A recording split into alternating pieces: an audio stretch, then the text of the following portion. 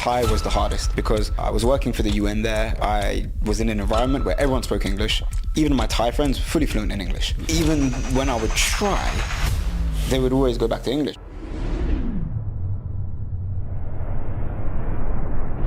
What was the toughest thing for you, and how'd you get over it? And maybe that'll help them. So I think that one thing I do want to speak about as well is like accent pronunciation, if you've got time. Yeah, please. But in terms of, I'll break it down culturally and linguistically. Linguistically, Thai was the hardest because I was working for the UN there, and I was in an environment where everyone spoke English. Even my Thai friends, fully fluent in English.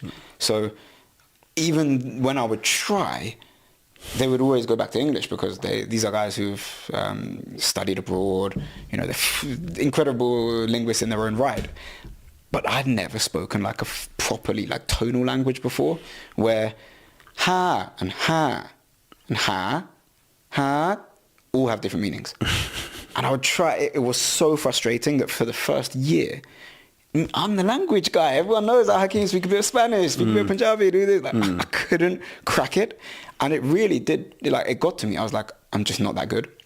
And then, you know, COVID happened, and I was suddenly in Thailand where 90% of my colleagues all went home.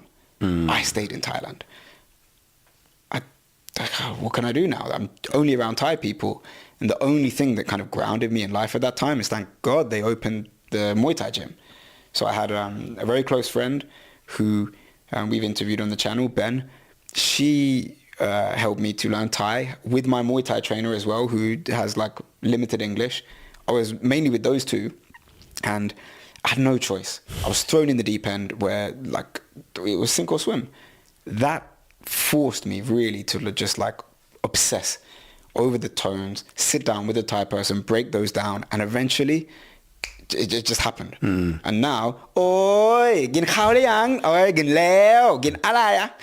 Suddenly I got the tones. I'm not perfect by any means. I still make loads of mistakes, but the rewarding feeling of going through that, trying, like when you're looking at someone, especially when you think you're decent at languages, and you try to say like, there's like, nice to meet you in Thai, I still struggle with. It's Yindi Tidai Rujak Krap.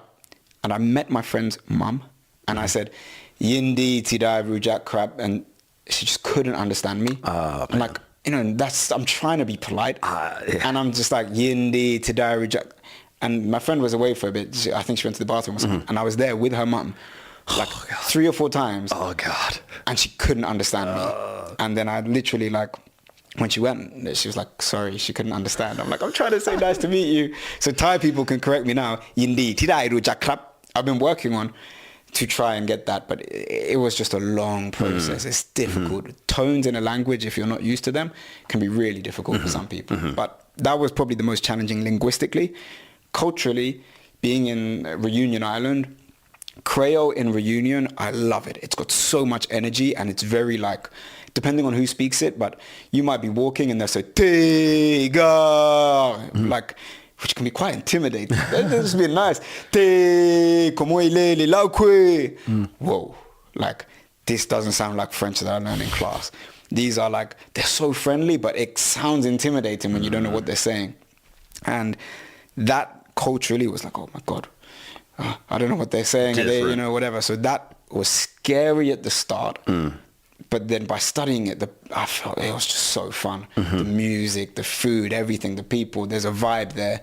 But languages can be intimidating. If you're not used to it, people speaking at you loud, like some cultures are very loud. They're not being rude at all. They're happy to see you, actually. They're expressing their excitement and joy to see you. But when you don't understand that, that's scary.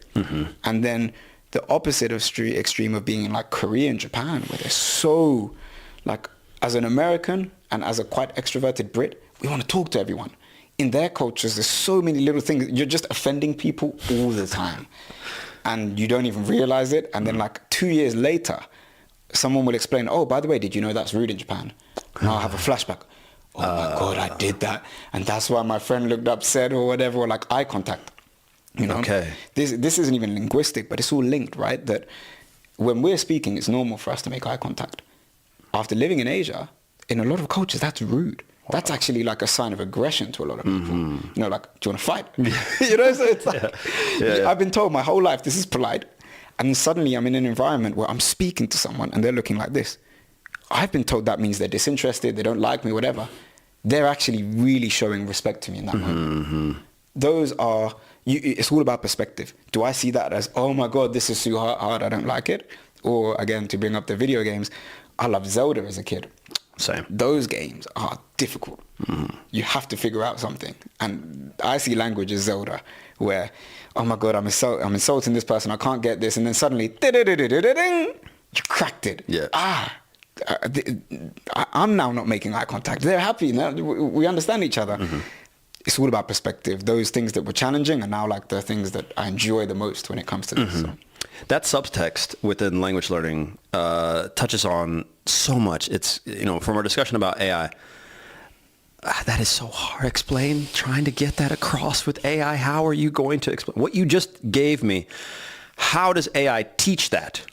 How does it teach that? I don't yet know the answer. I really don't. I'm at a loss unless it's going to show you a video and then get you. But really, like, you learn that through experience. The true depth of, going to another culture gave you that, and that makes it wild.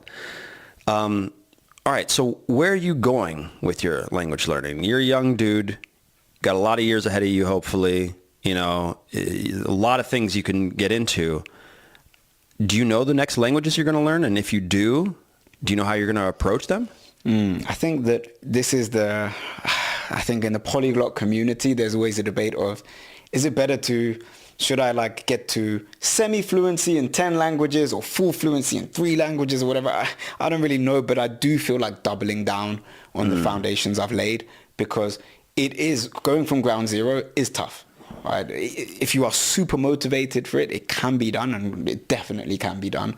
But because I've laid the groundwork in Thai and Korean now, and those are cultures that I interact with often in my professional and personal lives, it's a lot easier to say okay, those languages right now I can have basic conversation in.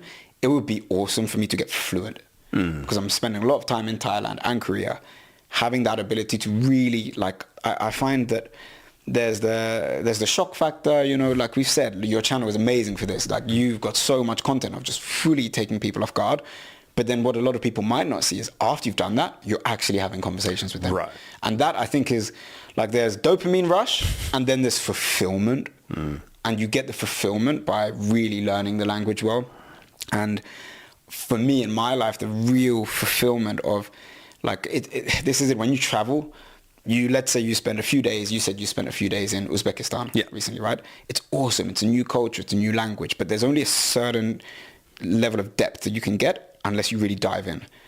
I've found with Thai and Korean, the more steps I take to understanding the history, the culture, the music, and all these, the deeper I go, the more the rewarding it is for me. And even also Urdu as well, which is the official language of Pakistan. My mum originally is Pakistani, so Urdu and Punjabi, those three, Urdu, Punjabi are grouped together, they're pretty similar.